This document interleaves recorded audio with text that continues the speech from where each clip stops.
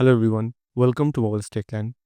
Today is the first episode of Let's Create Something Random, where I'm gonna show you how we will create something random. First, I'm going to change the color of our canvas. I want something deeper.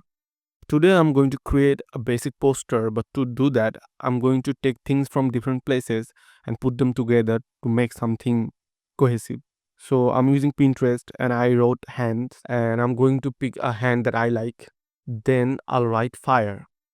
And sometimes you have to look deeper to find what you really want.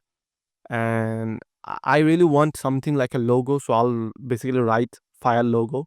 And then I'll write texture, and you can choose any texture. I'm going with this. Then I'm just gonna copy the image to my Photoshop and resize to fit my canvas. And then the most important tool, blending mode. And I'll go over each blending mode to see which actually matches my background. Then I'll do the same thing with my fire, paste it and use the blending mode. Finally, I'll do the same thing with our texture.